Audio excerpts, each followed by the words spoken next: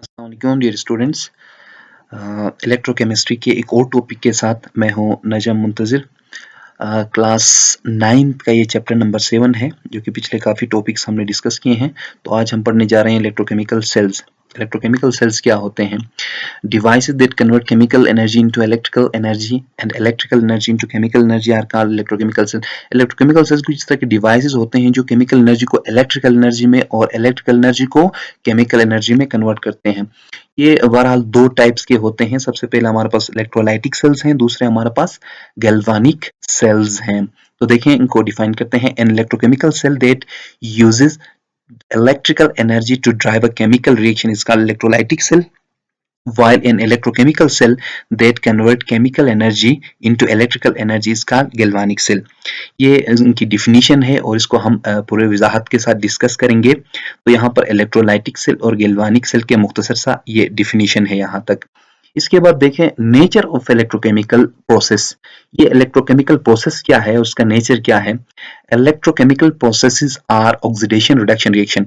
इनमें चाहे आप इन दोनों की, आप गैल्वानिक सेल की बात करें या आप इलेक्ट्रोलाइटिक सेल की बात करें, इन दोनों में ऑक्सीडेशन रिडक्शन रिएक्शंस होते हैं। ऑक्सीडेशन रिडक्शन मींस कुछ इस तरह के रिएक्शंस है जिसमें इलेक्ट्रॉन की मूवमेंट होती है। एक टर्मिनल से दूसरे टर्मिनल की तरफ एक सब्सटेंस क्या करता है, इलेक्ट्रॉन डोनेट करता है तो दूसरा एक्सेप्ट करता है। देखें, chemical energy is released by spontaneous reaction is converted to electrical energy. अब कुछ रिएक्शंस क्या होते हैं कि जब रिएक्शन प्रोसीड होता है तो उसमें क्या करता है, वो कुछ एनर्जी रिलीज करता है, या मतलब यहाँ पर उसने कहा है कि कुछ केमिकल एनर्जी रिलीज करता है उस स्पॉन्टेनियस रिएक्शन में। तो वो फिर क्या करते हैं, इलेक्ट्रिकल एनर्जी में कन्वर्ट करते हैं और वो हम यूज करते हैं इलेक्ट्रिकल एनर्जी किसी भी सूरत में। Electrical energy is use to drive a non spontaneous reaction. और कुछ रिएक्शंस होते हैं नॉन स्पॉन्टेनियस, वो खुद कार नहीं होते, मतलब खुद ब खुद प्रोसीड नहीं होते, उसके लिए कुछ इलेक्ट्रिकल एनर्जी की जरूरत होती है, या कोई हम इलेक्ट्रिकल स्पार्क देते हैं या कुछ इस तरह। Electrochemical process released or required energy. इनमें दो ही सूरतें हो सकती हैं, या वो एनर्जी रिलीज करेंगे या एनर्जी एब्जॉर्ब करेंगे, या उनको प्रोसीड करने के लिए एनर्जी की जरूरत होगी। ये दो किस्म के रिएक्शन होते हैं, जैसे मैं पहले हमने लेक्चर में डिस्कस भी किया है कि ये या तो एक्सोथर्मिक रिएक्शंस होंगे या एंडोथर्मिक रिएक्शन, ये इसी तरह के भी होते हैं। Transfer of electron take place from one substance to another. एक में ऑक्सीडेशन होगा जो इलेक्ट्रॉन देता है, दूसरा जो इलेक्ट्रॉन को गेन करता है उसमें क्या होगा, रिडक्शन होगा। ये दोनों चीजें होंगी। तो this process always involves in oxidation reduction और रेडॉक्स रिएक्शन, जिसको हम रेडॉक्स रिएक्शन कहते हैं, पहले मैंने आपको समझाया है। तो रेडॉक्स रिएक्शंस कहते हैं जिसमें ऑक्सीडेशन और रिडक्शन दोनों बैक वक्त होते हैं स्पॉन्टेनियसली। और कंसेप्ट ऑफ इलेक्ट्रोलाइट्स। अब इलेक्ट्रोलाइट पढ़ना बहुत ही लाजमी है। जब हम इलेक्ट्रोलाइटिक सेल के बारे में डिस्कस करते हैं तो इलेक्ट्रोलाइट पढ़ना बहुत ही लाजमी होता है। तो इलेक्ट्रोलाइट क्या होता है? देखें, substance that conduct electricity when it is dissolved in water or in the molten state is called electrolyte. देखें, कुछ हमारे पास कुछ इस तरह के रिएक्शंस होते हैं, इस तरह के सब्सटेंसेस होते हैं जिनमें क्या होता है, आप उनको मोल्टन स्टेट में ले लें या उनको एक्वस फॉर्म में ले लें, तो वो अगर उसमें इलेक्ट्रिसिटी पास होती है तो वो आपके पास इलेक्ट्रोलाइट होता है। बहुत सारे इस तरह के सब्सटेंस हैं कि जिनमें कुछ इस तरह के सॉल्यूशंस होते हैं जिनमें एक्वस में हो तो वो कंडक्ट नहीं करते हैं, और कुछ ऐसे होते हैं कि वो कंडक्ट करते हैं।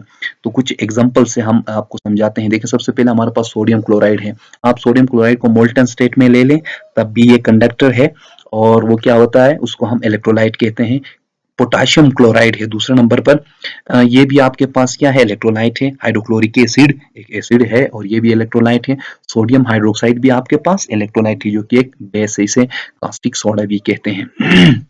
दूसरे नंबर पर हमारे पास क्या है, नॉन इलेक्ट्रोलाइट्स। इसका बिल्कुल उलट है कि ऐसे substance that cannot conduct electricity when dissolved in water or in molten state is called non-electrolyte। मतलब वो मोल्टन फॉर्म में हो या वो डिजोल्व हो वाटर के अंदर, वो अगर उसमें पैसेज ऑफ इलेक्ट्रिसिटी मुमकिन नहीं होती है तो वो नॉन इलेक्ट्रोलाइट्स होते हैं। जैसे मैंने कुछ एग्जांपल दिया यहाँ पर, यूरिया NH2CONH2। यूरिया आप जानते हैं कि ये फर्टिलाइजर है। उसके बाद ग्लूकोज C6H12O6, इसमें भी पैसेज ऑफ इलेक्ट्रिसिटी मुमकिन नहीं है। उसके बाद स्क्रोज है C12H22O11, ये टेबल शुगर है, इसमें भी पैसेज ऑफ इलेक्ट्रिसिटी मुमकिन नहीं है। ये नॉन इलेक्ट्रोलाइट्स हैं। उसके बाद क्या है, इलेक्ट्रोलाइटिक सेल्स।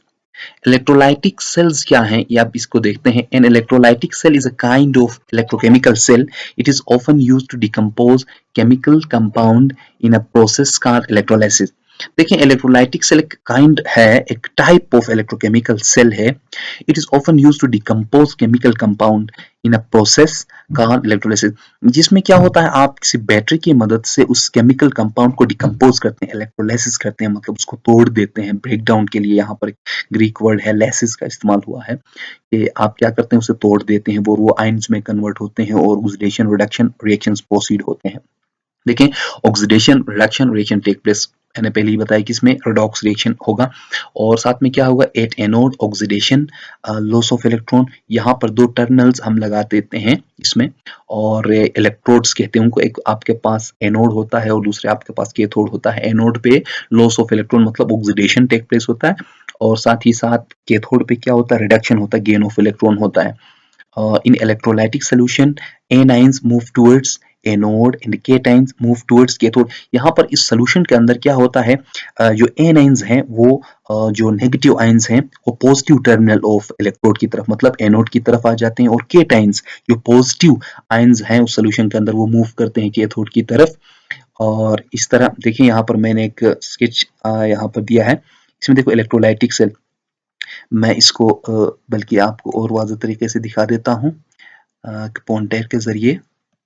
ये देखें, ये आपके पास कैथोड है और ये आपके पास एनोड है. ये पॉजिटिव टर्मिनल है और ये आपके पास नेगेटिव टर्मिनल है.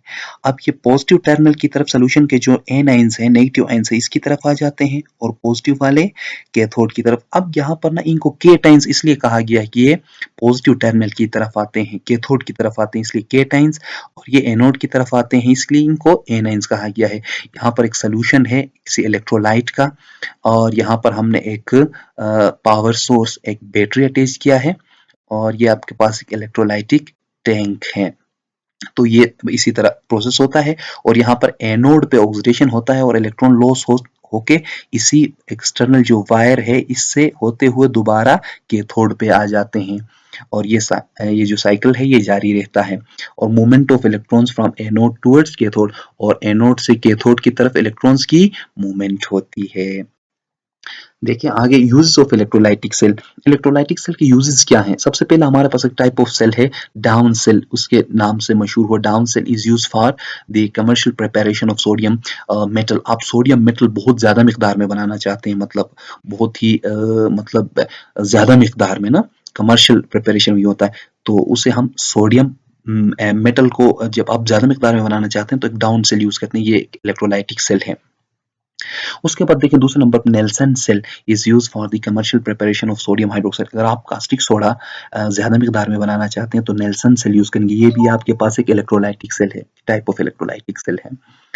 तो उसके बाद देखें it is also use for the commercial preparation of calcium and magnesium metal. अगर आप कैल्शियम और मैग्नीशियम मेटल भी ज्यादा वाफर मिकदार में बनाना चाहते हैं तो आप इसी सेल की मदद से बना सकते हैं, इलेक्ट्रोलाइटिक सेल की मदद से. It is use to produce aluminium metal. आप एल्यूमिनियम मेटल बनाना चाहते हैं तब भी इसी प्रोसेस से आप बना सकते हैं इलेक्ट्रोलाइटिक सेल की मदद से.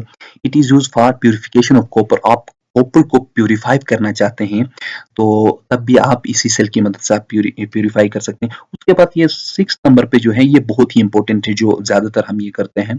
Electrolytic cells are use to electroplate metal such as tin, silver, nickel etcetera on steel. आप टीन को स्टील के ऊपर प्लेट करना चाहते हैं, सिल्वर को स्टील के ऊपर प्लेट करना चाहते हैं, या निकल को, डिफरेंट मेटल्स के ऊपर इलेक्ट्रोप्लेटिंग कहते हैं. इसी सेल की ही मदद से, जैसे हम किसी आयरन का कोई सब्सटेंस है या इसी तरह का कोई भी सब्सटेंस के ऊपर हम ना गोल्ड प्लेटिंग करते हैं, जैसे बहुत सारे ना नेकलेसेस और ज्वेलरीज में ना हम इस तरह के इलेक्ट्रोप्लेटिंग हमें नजर आ जाता है, जो कि इस इलेक्ट्रोलाइटिक सेल की मदद से ही किया जाता है.